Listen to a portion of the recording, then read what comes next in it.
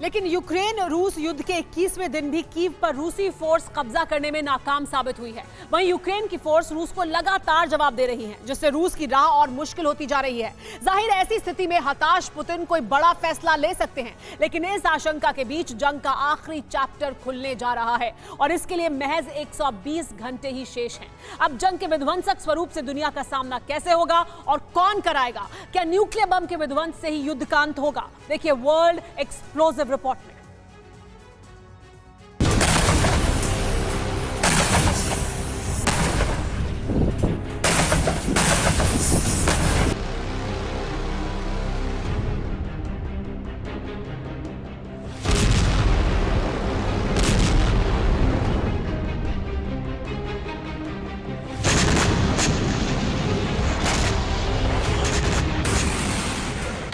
सिर्फ 120 घंटे शेष, फिर महाविनाश।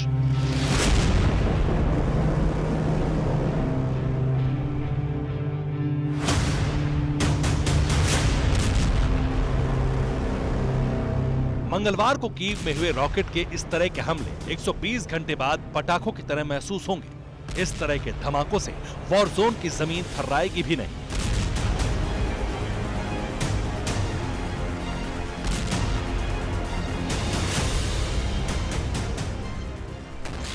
खार्किव में बरस रहे बारूद की ऐसी नई तस्वीरें भी 120 घंटे बाद सिर्फ बर्बादी की शुरुआत के हमलों में गिनी जाएंगी।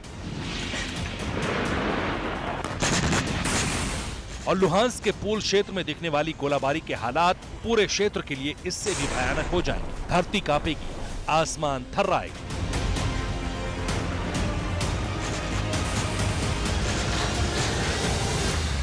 दरअसल यूक्रेन में जो दिख रहा है वो इस बारूदी यात्रा का आखिरी पड़ाव नहीं है।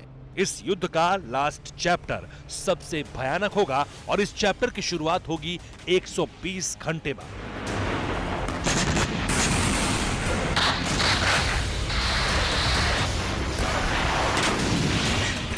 ये वो काउंटडाउन होगा जब महाविनाश के हथियारों से दुनिया की बर्बादी का काउंटडाउन शुरू होगा।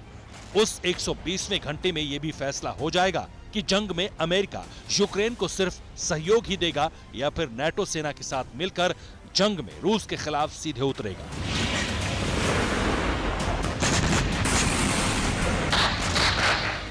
और अगर युद्ध में अमेरिका उतरेगा तो महायुद्ध की शुरुआत से लेकर महाविनाश तक क्या क्या होगा, आखिर कैसे होगा ये फैसला?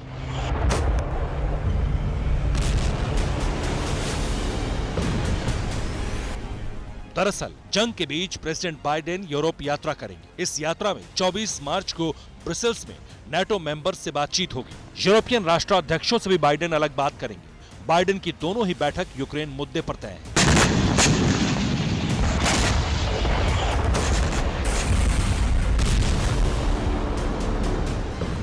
जाहिर है वाइस प्रेसिडेंट कमला हैरिस की यात्रा के बाद होने वाली बाइडेन की यात्रा का मकसद निर्णायक फैसला है, क्योंकि इसके पहले भीषण जंग के बीच रूस पर अमेरिका ने सख्त प्रतिबंध लाद दिए हैं।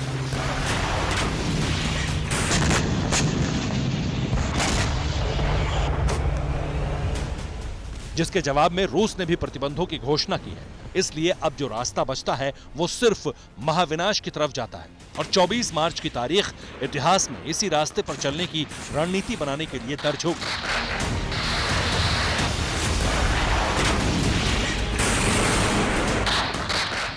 यानी कीव के पास जो तस्वीर 120 घंटे पहले की है वो बदलने की तैयारी है। तब जवाब इस तरह 72 OMBR के हमलों से नहीं दिया जाएगा, बल्कि उस लड़ाई का स्तर इससे बहुत विशाल होगा और नतीजा इससे भी ज्यादा विनाशक।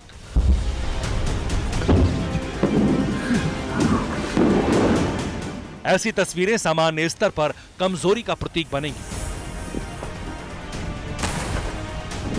डोनबास में गरज रही सेल्फ प्रोपेल्ड आर्टिलरी तब खिलौनों की तरह नजर आएंगी और युद्ध के बीच जब ऐसे हालात महसूस होने लगेंगे तब दुनिया की बर्बादी के काउंटडाउन की घड़ी शुरू हो जाएगी, जिसकी तैयारी अभी से दिखने लगी। इस तस्वीर को देखिए और समझिए भविष्य का क्या इशारा है। जर्मनी से पोलैंड की तरफ बढ़ते अमेरिकी आर्मर्ड व्हीकल्स, टैंक्स और दूसरे हथियार सब ट्रेन पर लादे जा चुके हैं। अब बस बाइडेन के ब्रसेल्स पहुंचने की देर है। लेकिन सवाल यह है कि जंग के आखिरी चैप्टर में महाविनाश की कल्पना क्यों है?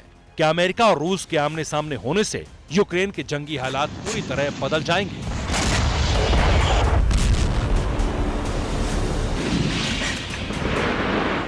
क्या दुनिया अलग अलग केंद्रों में बंट जाएगी? क्या दो महाशक्तियों में न्यूक्लियर वॉर छिड़ेगी या फिर क्या रूस और अमेरिका दोनों बर्बाद हो जाएंगे? जाहिर है, जब रूस और अमेरिका सीधे टकराएंगे तब दुनिया दो भागों में अपने आप बंट जाएगी।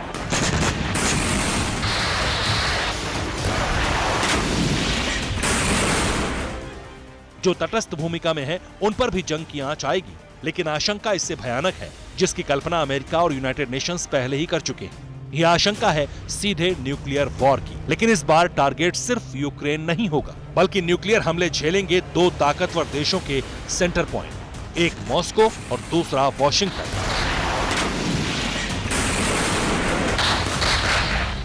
लेकिन इस खबर में ट्विस्ट है, कौन सबसे पहले करेगा न्यूक्लियर वेपन का इस्तेमाल?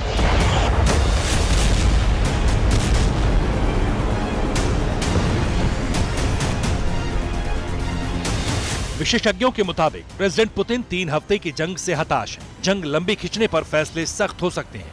अब सामूहिक विनाश के हथियार के इस्तेमाल पर विचार हो सकता है। इसमें न्यूक्लियर या रासायनिक हथियारों के इस्तेमाल की आशंका ज्यादा है।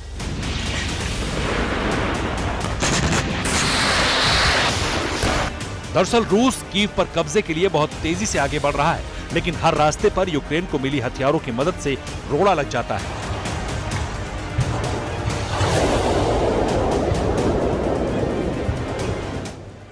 यहां तक कि कई क्षेत्रों में रूसी सेना पर यूक्रेन फोर्स भारी पड़ती भी दिख रही है।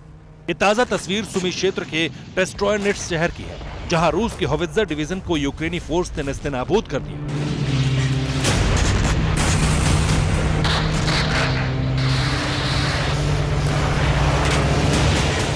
ये मौजूदा हालात हैं और रूसी फोर्स की मुश्किलों का सबब भी। यही वजह है कि अमेरिकन प्रेसिडेंट बाइडेन ने एक्शन प्लान तैयार कर लिया है ताकि जंग और प्रतिबंधों के कारण कमजोर हो रहे रूस के खिलाफ पूरी ताकत से विरोध किया जाए। लेकिन रूस पर दबाव बनाना इतना भी आसान नहीं होगा।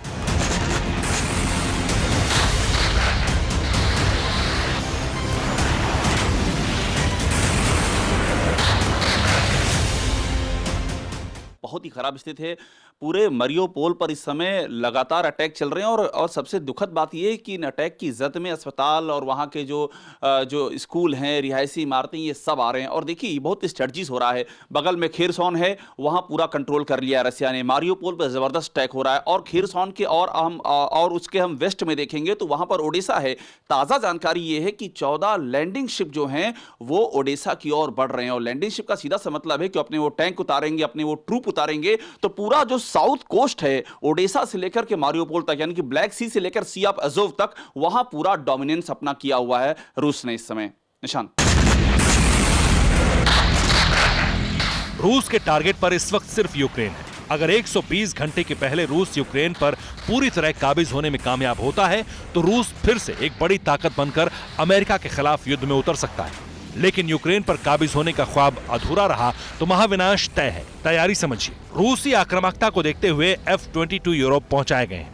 5वीं पीढ़ी के अमेरिकन जेट F-22 रैप्टर बहुत एडवांस है। बेहद व्यक्तिगत ऑपरेशन के लिए अमेरिका इसका इस्तेमाल करता है। इसलिए आशंका है कि यह तैयारी प्रेसिडेंट बाइडेन के यूरोप दौरे से पहले की है। इसके अलावा मॉस्को और वॉशिंगटन में महाविनाश के हथियारों के इस्तेमाल की आशंका बढ़ने का एक और कारण देखिए। युद्ध के बीच यूरोप और अमेरिका में पोटेशियम आयोडाइड पिल्स की किल्लत हो गई है।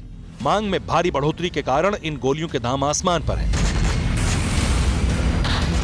ऐसा इसलिए हो रहा है क्योंकि अमेरिका समेत पूरे यूरोप में अब रेडियो एक्टिव आयोडीन के रेडिएशन का डर है, जो रूस के हमले और यूक्रेन के न्यूक्लियर प्लांट्स में एक्सीडेंट के खतरे की आशंका से बना है।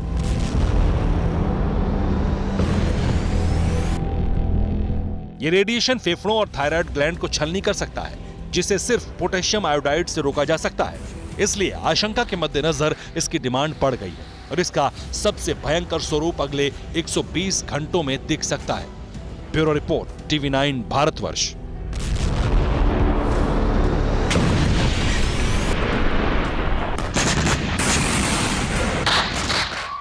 परवाह देश की। सोमवार से शुक्रवार रात 10 बजे TV9 भारतवर्ष पर।